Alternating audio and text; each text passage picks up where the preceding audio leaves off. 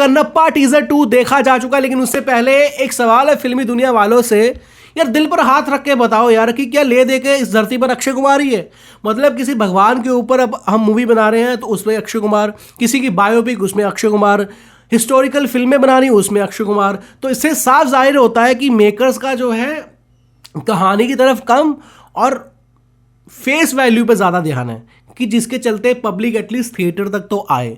कुछ ऐसा ही जो है मुझे लगा इस टीज़र को देखकर। तो बात करते हैं कन्नप्पा टीज़र 2 के बारे में, लेकिन उससे पहले मेरे यूट्यूब चैनल को दोस्तों ज़रूर करें सब्सक्राइब।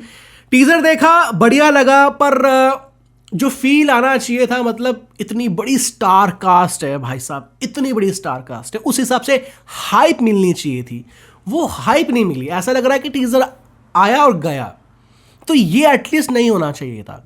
और ये कोई फिल्म नहीं है, ये एक आस्था है, सबसे बड़ी बात है ये।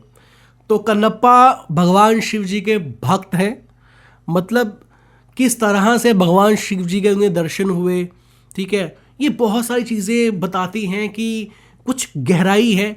और जब भी हम इस तरह के टॉपिक को चूज़ करते हैं तो सबसे ज़रूरी है रिसर्च। अब ज़रूरी नहीं कि भाई साहब वो एक्शन ही दिखाओ, वो मांस मसाला दिखाओ, ये काट फाड़ ताड़, ये ज़रूरी नहीं होता है। तो ज़रूरी ये होना चाहिए कि यार आपको ना उस तरह से पेश करना चाहिए कि पब्लिक जुड़ सके। तो कुछ ऐसा फिलहाल अभी तक मतलब रियलाइज़ नहीं हुआ है। और एक बंदा है जिसने अपनी तरफ ध्यान खींचा है, वो है the one and only, not a superstar, it's mega star भाई साहब प्रभास। वो जो लास्ट में टीज़र के 5 सेकंड की जो झलक देखने को मिली रुद्र के रूप में प्रभास का चेहरा दिखाना, भाई साहब पब्लिक ने बौछार कर दी कमेंट्स की।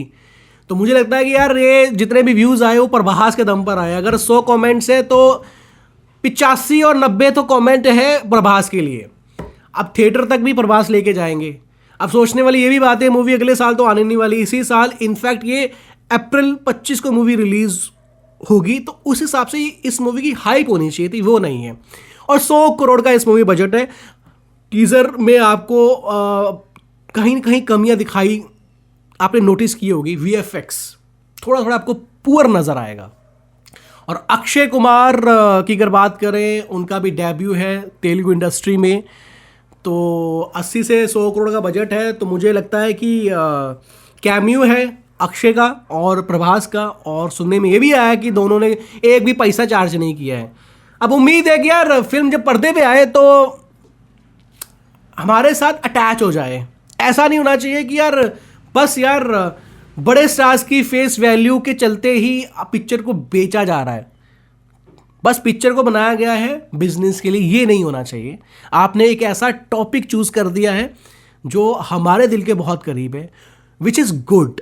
इस तरह के टॉपिक्स आने चाहिए, लेकिन ज़रूरी है उनकी गहराई तक जाना।